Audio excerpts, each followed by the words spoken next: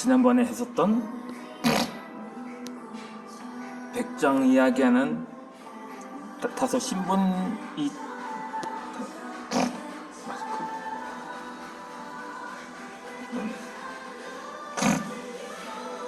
이제 좀 조선 지식인들의 이야기를 하도록 하겠습니다.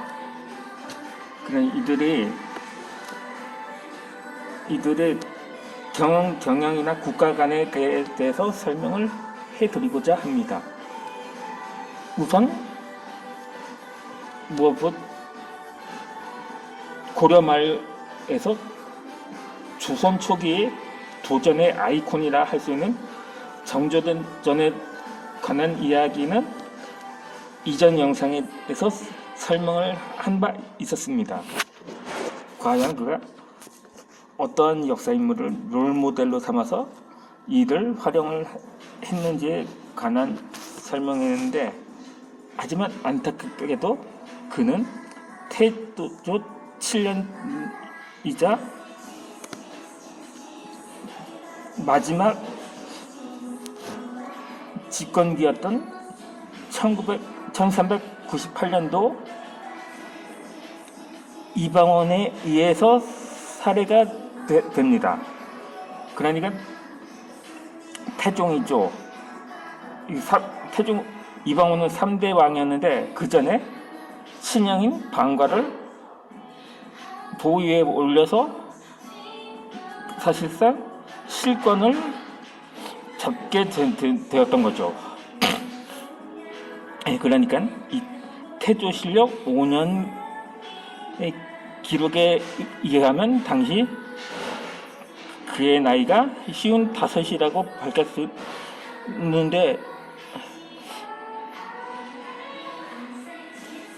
그러니까 57살의 나이로 생을 마감했다고 할 수가 있는 거죠. 하지만 그렇지만 이 삼봉집에 실린 그 기록에 따르면은 그가 1342년에 태어났을 거로 추정을 하고 있습니다. 그런데 이 출생에 관한 논란은 정도전이 살아있던 동안에서 끊이지 않았다고 합니다. 그러니까 이 출생의 비밀을 진실한 기록이라는 의미의 조선왕조실록 중에서도 이 정도전 졸기와 우홍수 졸기에 가장 극적으로 풍부되어 있습니다. 그 졸기를 기획한 정치적 인물 가운데 한 명이었던 거죠.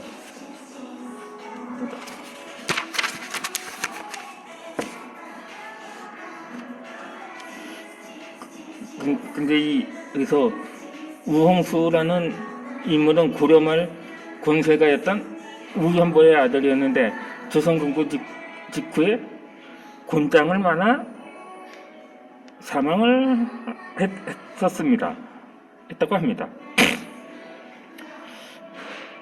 그 내막을 더 자세히 소개한 우홍수란 졸기라는 핵심 부분입니다. 그런데 거기 물론 태조실록의 한 기록문이죠. 이 실록에 따르면 우현보의 일가부치 중에 김전이라는 사람이 있었다. 그는 일찍이 중이 되었는데 수이라는 중의 아내와 몰래 간통해 딸 하나를 낳았다. 김전의 일가부치들은 그 딸을 모두 수이의 딸로 여겼지만 오직 김전은 자신의 딸이라며 은밀히 사랑하고 보호했다. 나중에는 김전이 환속해 수이를 내쫓고 그의 아내를 빼앗았다. 그리고 그 말을 우연에게 시집 보내며 노비와 전택을 모두 물려줬다. 우연은 딸 하나를 낳았는데 그 딸을 정은경에게 시집 보냈다. 정은경은 벼슬이 형부상수에 이르렀으며 아들 셋을 두었는데 맏아들이 정도전이다 라고 기록이 되었음을 볼 수가 있습니다. 이 이 풍무의 핵심은 정조전의 외할머니와 어머니에게 종의 피가 섞여 있다는 것이었죠. 이 단양 우씨 집안에서는 이 내맥을 훤히 알고 있어서 이 정도전이 배슬기에 오를 때부터 그를 경멸했다는 내용도 덧붙여졌습니다. 그리고 정도전 졸기에는 이 정도전이 천한 신분을 감추려고 무산보에 세 아들을 주었고 어린 세 살을 등에 업고 종친을 모해하려다 도리어서 자신과 세 아들이 모두 죽음을 맞았다고 기록이 되어 있습니다. 이 정도전이 몰락은 개인적인 목숨과 무모한 정치적 욕망에서 기록된 결과라고 평가를 한 거죠. 그렇지만 이 정도전은 아버지 정운경의 행장에서 어머니 우씨는 단양 출신의 우연이 아니라 양주 출신의 선원, 그러니까 우연의 딸이라고 밝혔습니다. 적어도 이 기록에 따르면 정도전의 외할아버지는 우산보 가문의 우연가는 분관도 이름도 전혀 다른 인물이었던 거죠. 그렇다면 왜 우연보 가문에서는 정도전에 대한 사실무근의 인신공격을 그토록 집요하게 퍼부었고 이때 태종 13년에 1413년도에 편찬된 이 태조실록에서 외국전의 사실을 그토록 상세하게 기록을 했을까 하는 의문이 들기도 합니다. 그 원인은 바로 고려의 수구 세력에 맞선 조선건국의 선봉작이었고 조선건국 후에는 정치의 안정성을 공공성을 높이기 위해 왕권의 전면으로 맞섰기 때문이었던 것입니다. 그렇게 해서 정도전이 처음부터 혁명의 열망을 품었던 것도 아닙니다. 그는 국민안의 내정개혁의 일환으로 유황보복을 추진할 때 성균관에 들어서 정몽주, 이승민 등과 교류를 하기 시작했습니다. 당시 성균관에서는 정몽주가 중심이 돼서 성리학 연구를 이끌고 있었고 정도전은 정몽주의 명성을 듣고 직접 찾아가 배우기도 했었던 거죠. 이때부터 둘은 사제지간이면서도 친구의 정을 나누는 사이가 되었고 1370년도에는 정도전이 성균관 박사에 제수되면서 함께 성리학을 강의하기도 했었습니다. 그렇게 그러한 관계와 그 위치에까지 오르게 된 거죠. 그렇게 정도전의 투기 강시 생활은 1374년도부터 시작이 되었습니다.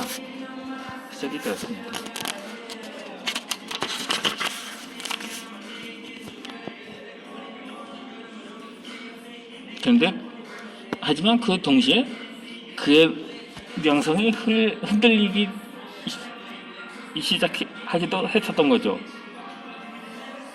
이때 정도전은 정몽주와 함께 국민왕서 시의 사실을 명나라에 보고하자고 주장을 했습니다.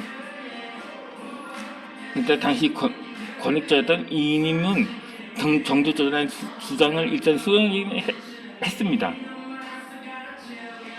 그런데 그 외교 정책이 기조는 친명나라 정책을 버리고 친원나라 정책으로 회귀하자는 것이었습니다.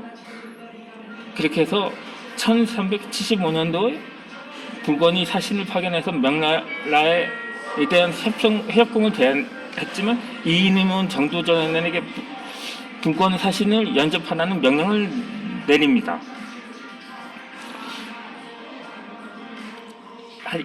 이에 대해서 정도전은 사신들의 목을 베거나 명나라로 압송하기 때문에 이인임과 그의 논쟁을 벌였고 그러자 이인임의 노염을 사면서 전라도 나주에 있는 회진현이라는 곳에서 유배를 당하게 됩니다. 한 정도전이 그곳에서 2년간 살았던 곳인 부국 마을인 거평이라는 땅이었습니다. 그것에서는 천민들과 부대껴 살면서 성리하게 기대어 그랬던 개혁의 꿈을 잠시 접어두게 됩니다.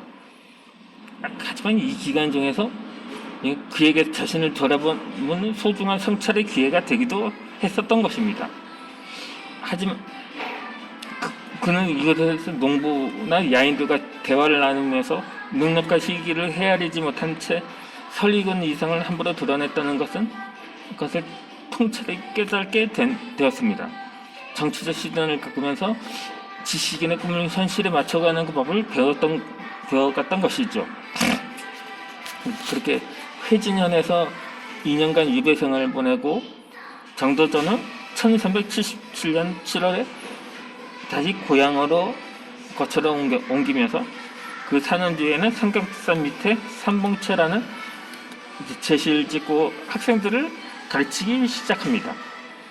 하지만 그것 주신 재상이 제시를 헐어버려서 학생들을 거느리고 부평구 남천으로 이사를 하게 됩니다.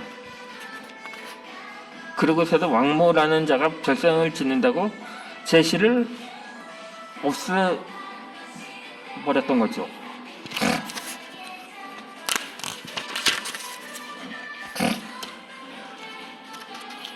그렇게 해서 다시 이 김포로 이사를 했는데 유배를 떠난 1475년부터 함주의 근영으로 이상하게 찾아간 다음에 1383년까지 38년간 정도전은 유배와 유랑을 전전하면서 변수스러운 세상의 인심을 익혀갔던 것 같습니다.